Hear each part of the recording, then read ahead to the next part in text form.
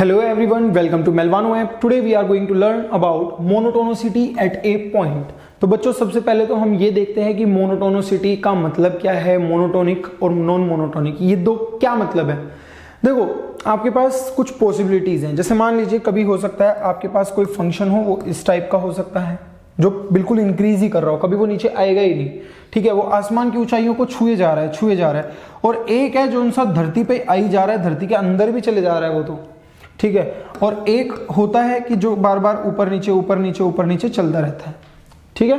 मतलब तीन तरह के बच्चे हैं, एक की परफॉर्मेंस एकदम इंक्रीज करती जा रही है, दूसरा है उसकी परफॉर्मेंस डिक्रीज करती जा रही है, और एक तीसरा है जिसकी कभी ऊंच नीच चलता जा रहा है, ठीक है। इसके अंदर भी और पॉसिबिलिटीज है, मैं आपके आने वाली जो लेक्चर ये इसी में जो आने वाली स्लाइड्स होंगी उसमें मैं बताऊंगा। देखो ये तो बिल्कुल एकदम इंक्रीज ही कर रहा है, मतलब ये कभी नीचे आएगा ही नहीं, और ये इतना नीचे जाता जा रहा है कि ये कभी जीवन में ऊपर ही नहीं आएगा, और ये बार बार ऊपर आएगा नीचे जाएगा, ऊपर आएगा नीचे जाएगा, ऊपर आएगा नीचे जाएगा। तो जब आपके पास इस तरह के हों जो अपना बिहेवियर चेंज ना करें, मतलब या तो वो इंक्रीज ही करते रहें या वो डिक्रीज ही करते रहें, तो इस तरह के फंक्शंस को बच्चों हम बोलते हैं मोनोटोनिक। क्या बोलते हैं? Monotonic. Monotonically increasing, monotonically decreasing. और इस तरह के जब हो सकता है वो इंक्रीज कर रहे हो, डिक्रीज कर रहे हो, इंक्रीज कर रहे हो, डिक्रीज कर रहे हो, तो इस तरह के फंक्शंस को बच्चों बोला जाता है नॉन मोनोटोनिक। क्या बोलते हैं? Non monotonic. तो दो चीजें हैं, एक मोनोटोनिक, एक नॉन मोनोटोनिक। जब इंक्रीज कर रहा हो बिल्कुल या डिक्रीज कर रहा हो बिल्कुल तो मोनोटोनिक, नहीं तो नॉन मोनोटोनिक। तो क्या बोल रहे हैं? Functions are said to be monotonic if they are either increasing or decreasing in their entire domain, ठीक है। जैसे कि मान लीजिए, इसको पहले लिख लीजिए फिर मैं आपको एग्जांपल दिखाता हूं। डन। चलिए जैसे मान लीजिए आपके पास सपोज यहां पर है, ये फंक्शन है, बोल रहे हैं e पावर x और e पावर माइनस x। हमें पता है कि e पावर x का ग्राफ कैसा होता है हमारा, ऐसा। ये हमेशा इंक्रीज कर रहा है कि नहीं कर रहा है? बोलो, हमेशा इंक्रीज किए जा रहा है। दूसरा माइनस e पावर x का होता है जो कि ऐसा होता है, ये हमेशा डिक्रीज किए जा रहा है। e पावर x जो है वो हमेशा इंक्रीज किए जा रहा है और e पावर माइनस x जो है हमेशा डिक्रीज किए जा रहा है। तो इसका मतलब ये फंक्शन है हमारे मोनोटोनिक फंक्शन, ठीक। फिर क्या बोल रहे हैं? Functions which are increasing as well as decreasing, जो इंक्रीज भी करे और डिक्रीज भी करे in their domain are said to be non monotonic. जो इंक्रीज भी करे और डिक्रीज भी करे। बहुत सारे फंक्शंस हैं, आप इसको लिखो फटाफट। जैसे मान लीजिए एक एग्जांपल यहां पर आपके पास दिया हुआ है sin x cos x। तो सिंपल से एग्जांपल है, जैसे sin x क्या है, पहले यहां पर sin x का ग्राफ होगा हमारा ऐसा ऐसा ऐसा ऐसा ऐसा चलता जाएगा, ठीक है। ये देख रहे हो, ये पहले इंक्रीज किया, फिर डिक्रीज किया, फिर इंक्रीज किया, फिर डिक्रीज किया, फिर इंक्रीज किया, फिर डिक्रीज किया। तो आप देख रहे हो कि कभी इंक्रीज कर रहा है, कभी डिक्रीज कर रहा है। वैसे एक सिंपल सा ग्राफ हम लोगों को पता है मोड x का, ये पहले डिक्रीज किया और फिर इंक्रीज किया, तो ये भी हमारा नॉन मोनोटोनिक हुआ। लेकिन क्या ये हमेशा नॉन मोनोटोनिक है? देखो समझो, अगर आपसे कोई बोलेगा कि 1 से लेकर 2 में बताओ, तो 1 से 2 में अगर आपको बताना होगा कि मोनोटोनिक है कि नॉन मोनोटोनिक, इसके बारे में हालांकि हम बाद में डिस्कस करेंगे, मोनोटोनिसिटी इन एन इंटरवल। तो मैं आपसे पूछ रहा हूं कि 1 से लेकर 2 में क्या ये मोनोटोनिक है? बिल्कुल मोनोटोनिक है। क्यों? क्योंकि 1 से लेकर 2 में तो ये इंक्रीज ही कर रहा है ना, 1 से 2 में थोड़े ना कभी डिक्रीज कर रहा है। हाँ, ओवरऑल अगर आप बात करो तो हम बोलेंगे कि ये नॉन मोनोटोनिक है। तो इसीलिए मैंने यहां पर लिखा गया है कि functions which are increasing as well as decreasing in their domain, जो ये लिखा है ये इसीलिए लिखा गया है कि वो आपको एक पर्टिकुलर इंटरवल में देखने को हो, ठीक है। तब हम उसको क्या बोलेंगे यहां पर? Non monotonic. तो इस तरीके से हम लोग जो है मोनोटोनिक और नॉन मोनोटोनिक डिसाइड करते हैं। अगर वो इंक्रीज कर रहा है बिल्कुल ही या बिल्कुल ही डिक्रीज कर रहा है तो monotonic, otherwise non monotonic. Next हम देखते हैं मोनोटोनिकली इंक्रीजिंग। अब देखो, अभी तो हमने पढ़ा इंक्रीजिंग डिक्रीजिंग, अब 4 चीजें होती हैं, एक monotonically increasing, monotonically strictly increasing, monotonically decreasing और मोनोटोनिकली स्ट्रिक्टली डिक्रीजिंग। 4 चीजें क्या क्या? Monotonically increasing, strictly increasing, decreasing और स्ट्रिक्टली डिक्रीजिंग। अब ये इंक्रीजिंग और स्ट्रिक्टली इंक्रीजिंग में क्या मतलब है समझिए। देखो बोल रहे हैं functions which are said to be monotonically increasing if their graph is increasing in their entire domain. अगर वो एंटायर डोमेन में इंक्रीज करता रहे, जैसे मान लीजिए e पावर x, ये हम ऑलरेडी देख चुके हैं, ये है 2x + 3 का ग्राफ हम लोग ऑलरेडी बना चुके हैं, ये होता है स्ट्रेट लाइंस में देख चुके हैं कि ये ग्राफ किसका है 2x + 3 का और ये किसका है e⁻x का। तो आप देख सकते हो कि इंक्रीज ही किए जा रहे हैं, तो इनको हम क्या बोल सकते हैं, इंक्रीजिंग। नेक्स्ट डिक्रीजिंग क्या होगा, जो डिक्रीज ही करता रहे। -x³ का क्या होगा, x³ का ऐसा होता है तो -x³ का ऐसा हो जाएगा, ठीक है, क्योंकि x³ का कैसा होता है हमारा, ऐसा होता है ना x³ का, तो -x³ का x के रेस्पेक्ट में मिरर इमेज ले लेंगे, x एक्सिस के रेस्पेक्ट में, तो ये -x³ का बन जाएगा। इसी तरह से e⁻−x का बनाना है, e⁻−x का बनाएंगे तो क्या बन जाएगा, e⁻−x का जो है हमारा ऐसा बन जाएगा। क्लियर है यहां तक, तो ये चीज बन जाएगी। अब अगर हम देखें यहां पर जो मैंने अभी आपको 4 चीजें बताई, इंक्रीजिंग, स्ट्रिक्टली इंक्रीजिंग, डिक्रीजिंग और स्ट्रिक्टली डिक्रीजिंग, उनको हम बताएंगे अभी, पहले ये चीज समझो, ठीक है, उन पर भी आएंगे धीरे धीरे, आपको अभी समझ में आएंगी चीजें कैसे हो रहा है। जैसे मान लीजिए किसी एक पॉइंट पर आपको मोनोटोनिसिटी बतानी है, मान लीजिए कोई फंक्शन है, लेट से इस तरह से है, आपको बताना है कि इस पॉइंट पर बताओ कि ये मोनोटोनिकली इंक्रीजिंग है कि डिक्रीजिंग। तो फिर आप इसको पूरे फंक्शन को नहीं देखोगे, सिर्फ इस पॉइंट के आसपास देखोगे, इस पूरे फंक्शन में नहीं देखोगे। दुनिया में चाहे आग लगती रहे, हमें मतलब किससे है, अपने पड़ोसियों से। दुनिया में चाहे कुछ भी होता रहे, हमें मतलब किससे रहेगा, केवल अपने इससे। तो यहां पर आपको देखना है, यहां पर हमें देखना है कि इसके आसपास क्या हो रहा है, ठीक है। देखो अब मैं 2 चीजें लेता हूं, एक इंक्रीजिंग वाली और एक डिक्रीजिंग वाली। जैसे मान लीजिए सपोज ये हो रहा है, या फिर यूं बोलें कि ये इस तरह होके ऐसे हो रहा है। तो अगर हम इस पॉइंट पर बात करें तो ये मान लीजिए ए है, इसके नेबरहुड में बात कर रहे हैं, मतलब बहुत ही पास में, बहुत पास में, मतलब इस पॉइंट पर अगर मैं बात करूं a-h पर, h जो है ऑलमोस्ट टेंडिंग टू 0 है, तो a-h कहीं यहां होगा। वैसे ही अगर a+h पर भी करें, ये होगा h अगेन टेंडिंग टू 0 है, तो a+h जो होगा वो ये होगा। अब आप जरा मेरे को एक बात बताओ, अगर ये ग्राफ y = fx है, तो ये जो वैल्यू होगी a+h पर, ये क्या होगी, f(a+h), a पर क्या होगी, f(a), और a-h पर क्या होगी, f(a-h), ये तीनों होगी। अब आप क्लियरली यहां से क्या देखो, हमें ग्राफ से तो हमें दिख रहा है कि ये क्या है, इंक्रीजिंग, ये क्या है, इंक्रीजिंग है। तो इससे अगर इन चीजों को हम देखें तो हम क्या लिख सकते हैं, f(a-h) is less than f(a) is less than f(a+h), ठीक है। ये हुआ हमारा इंक्रीजिंग के लिए।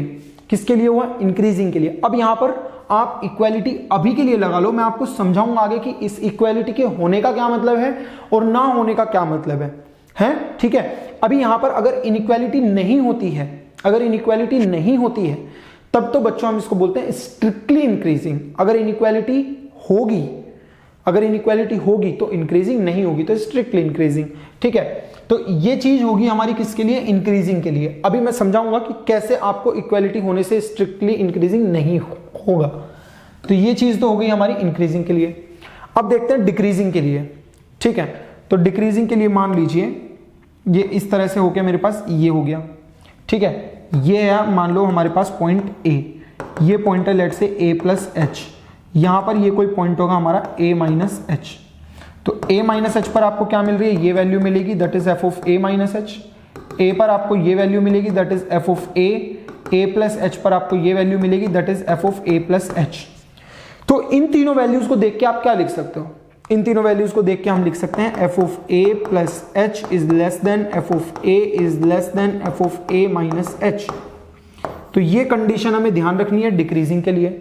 यहां पर अभी भी इक्वालिटी साइन लगा देते हैं। तो ये कंडीशन है हमारी डिक्रीजिंग के लिए, ये कंडीशन है हमारी इंक्रीजिंग के लिए। ये यहां पर लिखी हुई है कि if a function is monotonically increasing at x = a, then ये कंडीशन फॉलो होगी, और अगर मोनोटोनिकली डिक्रीजिंग है तो ये कंडीशन फॉलो होगी। इंक्रीजिंग के लिए ये, डिक्रीजिंग के लिए ये यही कंडीशन है हमारी, देख सकते हो आप यहां पर, ठीक है। बस इसको इन्होंने उल्टा करके लिख दिया, उस चीज को इधर, इस चीज को इधर, इसलिए इनइक्वालिटी के साइन आपको अपोजिट दिखाई दे रहे हैं, ठीक है। यहां तक ये हुआ। अब देखते हैं जरा next, monotonically increasing, strictly increasing or decreasing. मेरी बात जरा कान खोल के ध्यान से सुन लो। जब आप इंक्रीजिंग की बात कर रहे हो तो हो सकता है थोड़ी देर के लिए, हमेशा के लिए नहीं, थोड़ी देर के लिए वो फंक्शन इस तरह से कांस्टेंट हो जाए। कब? जब हम इंक्रीजिंग की बात कर रहे हैं। अभी हमने स्ट्रिक्टली वर्ड नहीं लगाया है, क्या बोल रहे हैं? Monotonically increasing function. तो आप देख सकते हो कि हमेशा इंक्रीज कर रहा है। बस इंक्रीजिंग का मतलब है कि डिक्रीज ना करे, वो कुछ भी करे बस डिक्रीज ना करे। ठीक है, आप देख रहे हो ये पहले इंक्रीज किया, फिर कुछ देर के लिए वैल्यू अपनी कांस्टेंट कर ली, फिर ये किया। ठीक, अब बच्चों जरा यहां पर देखो, जो मैं आपको अभी इक्वालिटी वाली चीज बता रहा था, अगर मान लीजिए ये a है, ये आपका a प्लस एच है, ये आपका a माइनस एच है, ये इंक्रीजिंग है, ये हमें पता है। तो ये f of a minus H, ये f ऑफ a, और ये आ गया आपका f of a plus H, यही तो है। यहां से आप क्या लिखोगे? यहां से हम क्या लिखेंगे? f of a minus H is less than f of a is less than f of a plus H, यही तो लिखेंगे यहां पर हम यहां पर यही लिखने वाले हैं, f of a minus H less than f of a less than f of h। ये तो क्लियर हुआ, ये हमें पता है कि इंक्रीजिंग के लिए ये होगा। अब मैं यहां बात नहीं करता हूं, अब मैं बात क्या करूंगा? यहां पे, जहां पर ये थोड़ी देर के लिए कांस्टेंट हो रहा है। तो ये f ऑफ a है, ये f of a minus H है, और ये f of a plus H है, ये a प्लस एच है। तो इन तीनों पर आप देखो सेम ही वैल्यू मिलेगी, तीनों पर सेम वैल्यू मिलेगी। इसका मतलब इस रीजन में क्या हो रहा है? f of a minus H is equals to f of a is equals to f of a plus H. आप देख रहे हो कि यहां पर इक्वालिटी भी होल्ड करेगी। जब आप इंक्रीजिंग की बात कर रहे हो तो इक्वालिटी होल्ड करेगी। तो क्वेश्चन में अगर आपको बोला गया है कि fx is increasing, fx is increasing, तब तो बच्चों आप ये कंडीशन लेना, मतलब इक्वालिटी के साथ लेना। लेकिन अगर आपको बोला गया है स्ट्रिक्टली इंक्रीजिंग, स्ट्रिक्टली इंक्रीजिंग का क्या मतलब होगा? कि कभी भी ये कंडीशन जनरेट नहीं होगी। जैसे कि आप यहां पर देख सकते हो, कभी भी कांस्टेंट नहीं हो रहा है ये जो फंक्शन है, कभी भी ये हमेशा बढ़ ही रहा है, ये ऊंचाइयों को ही छू रहा है, कभी रुकेगी नहीं इसकी परफॉर्मेंस। ठीक है, तो यहां पर इसका मतलब ये वाली कंडीशन हमारी फॉलो होगी। तो जब भी आपको इंक्रीजिंग बोला जाए तो आप इक्वालिटी के साथ लेंगे, और जब भी आपको स्ट्रिक्टली इंक्रीजिंग बोला जाए तब आप फिर बिना इनइक्वालिटीज के लोगे। समझ में आया क्यों? क्योंकि उसमें ये वाला रीजन हमारा नहीं आएगा। जब भी हम स्ट्रिक्टली इंक्रीजिंग की बात कर रहे होंगे तब हमारे पास ये वाला रीजन नहीं आएगा, केवल ये इस तरह से बढ़ता ही जाएगा। तो इंक्रीजिंग का मतलब क्या है? कि उसकी परफॉर्मेंस बढ़ रही है। हो सकता है थोड़ी देर के लिए कांस्टेंट हो जाए, लेकिन फिर से बढ़ने लगेगी। लेकिन स्ट्रिक्टली इंक्रीजिंग का क्या मतलब क्या है? कि उसकी एक कोई बच्चा है, उसकी परफॉर्मेंस बढ़ती जा रही है, बढ़ती जा रही है, बढ़ती जा रही है, कभी रुकेगी नहीं उसकी परफॉर्मेंस, मतलब वो बढ़ती जाएगी, कभी कांस्टेंट नहीं होगी, ना कभी घटेगी ना कभी कांस्टेंट होगी, वो स्ट्रिक्टली बढ़ेगी। तो इसलिए स्ट्रिक्टली इंक्रीजिंग। तो जब भी स्ट्रिक्टली इंक्रीजिंग का केस आए तो आपको क्या लेना है? f of a minus H less than f of a less than f of a plus H. तो ये कंडीशन हम यहां पर लगा देंगे, ये होगी हमारी स्ट्रिक्टली इंक्रीजिंग की कंडीशन। क्लियर है? तो स्ट्रिक्टली इंक्रीजिंग कब लगाएंगे, कौन सी कंडीशन हमें स्ट्रिक्टली इंक्रीजिंग में लगानी है और कौन सी इंक्रीजिंग में लगानी है, तो वो चीज हमें समझ में आ जानी चाहिए, कब इक्वालिटी लगानी है कब नहीं लगानी है। नेक्स्ट हम देखते हैं मोनोटोनिकली डिक्रीजिंग फंक्शन। अब जैसे इंक्रीजिंग की बात की वैसे ही डिक्रीजिंग की। कोई बच्चा है, उसकी परफॉर्मेंस घटती जा रही है, घटती जा रही है। हाँ, हो सकता है थोड़ी देर के लिए उसकी परफॉर्मेंस कांस्टेंट हो जाए, कुछ महीनों के लिए, कुछ दिनों के लिए कांस्टेंट हो गई, फिर घट रही है, फिर घट रही है, फिर घट रही है, घटते ही जा रही है। समझ रहे हो? मतलब स्ट्रिक्टली नहीं घट रही है, कभी कभी कांस्टेंट हो सकती है। तो उस केस में हम बोलेंगे बच्चों डिक्रीजिंग। जैसे यहां पर आप देखो ये कांस्टेंट हो गई, तो कांस्टेंट हो गई। जब आप ये वाला रीजन देखोगे, अगर ये a है, ये a माइनस एच है और ये a प्लस एच है, तो इस रीजन में जब आप देखोगे तो यहां पर आपको क्या मिलेगा? f of a minus H is equals to f of a is equals to f of a plus H, ये देखने को मिलेगा। लेकिन जब आप इस रीजन में देखोगे तो क्या मिलेगा? f of a minus H is greater than f of a is greater than f of a plus H, ये देखने को मिलेगा। तो यहां पर आपको दोनों केस देखने को मिल रहे हैं, ये वाला भी और ये वाला भी। इक्वालिटी भी होल्ड कर सकती है इसमें। तो इसका मतलब यहां पर आपको इक्वालिटी वाला केस लेना है, इक्वालिटी वाली कंडीशन लगा देंगे।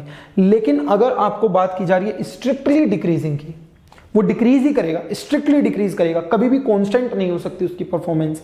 तो इसका मतलब क्या होगा? यहां पर तो हमेशा केवल कौन सा केस लगेगा? ये अगर a है, ये a माइनस एच है और ये a प्लस एच है, ठीक है।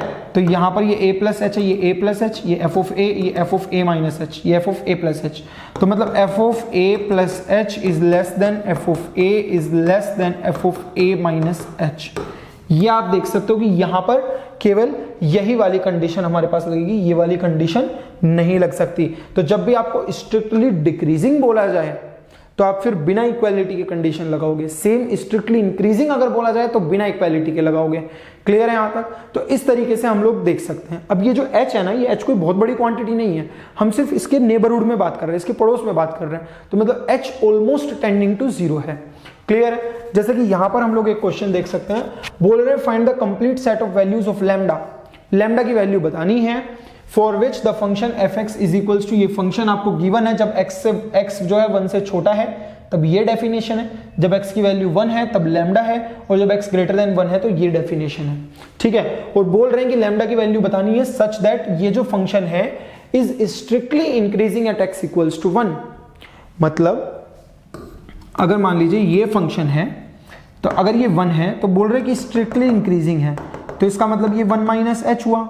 ये अगर कभी कंफ्यूज भी हो जाओ इन कंडीशन में तो इस तरह बना के देख लो, ये 1 माइनस एच है, ये 1 प्लस एच है, ये होगा f ऑफ 1 माइनस एच, ये f ऑफ 1, ये f of 1 plus H, f of 1 plus H, f of 1, f of 1 minus H. ऊपर कौन है? f ऑफ 1 प्लस एच, इसका मतलब वो सबसे बड़ा। फिर कौन है? f ऑफ 1, फिर कौन है? f of 1 minus H.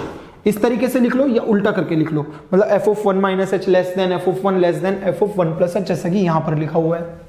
ठीक, अब जब हम 1 माइनस एच के लिए बात करते हैं तो लिमिट्स में हम लोगों ने देखा था कि जब हम 1 माइनस एच के लिए बात कर रहे हैं, 1 माइनस एच के लिए, इसका मतलब आप 1 से छोटी वैल्यू के लिए बात कर रहे हो, तो 1 प्लस एक्स के लिए बात कर रहे हो, एक्स प्लस 1 के लिए, तो यहां पर limit x tends to 1 minus x plus 1 हो जाएगा। f ऑफ 1 की वैल्यू हमें पता है लैम्डा है, और 1 प्लस एच के लिए हम ये डेफिनेशन यूज कर लेंगे, 1 प्लस एच के लिए हम लोग ये डेफिनेशन यूज कर लेंगे। तो यहां पर 1 पुट करेंगे तो 2 आएगा, यहां पर 1 पुट करेंगे तो कितना आएगा हमारा? 1 माइनस 1 इज कैंसिल और प्लस 3, तो लैम्डा जो होगा वो 2 से 3 के बीच में आ जाएगा, ओपन इंटरवल 2 से 3। तो इस तरीके से जो है हम लोग यहां पर मोनोटोनोसिटी का कंसेप्ट यूज कर सकते हैं अगर आपको किसी पॉइंट पर चेक करना हो। इंटरवल के लिए हम लोग देखेंगे आने वाले लेक्चर में क्या होने वाला है। यहां पर जो है हम एक पॉइंट पर इस तरीके से चेक कर सकते हैं। तो थोड़ा सा वर्ड्स का खेल रहेगा, आप लोगों को ये 4 चीजें दिमाग में रखनी है, एक इंक्रीजिंग, स्ट्रिक्टली इंक्रीजिंग, डिक्रीजिंग और स्ट्रिक्टली डिक्रीजिंग। ध्यान रहे जब आपको स्ट्रिक्टली इंक्रीजिंग और स्ट्रिक्टली डिक्रीजिंग का बात बोल रहा है तब आपको इक्वालिटी नहीं लेनी है। अगर आपको इंक्रीजिंग और डिक्रीजिंग बोला जा रहा है तब आप वहां पर इक्वालिटी ले सकते हो। ठीक है, so this is all about monotonicity at a point. Okay, rest other things we will be discussing in the upcoming lectures. I hope you did follow this lecture. See you in the next one. Thank you.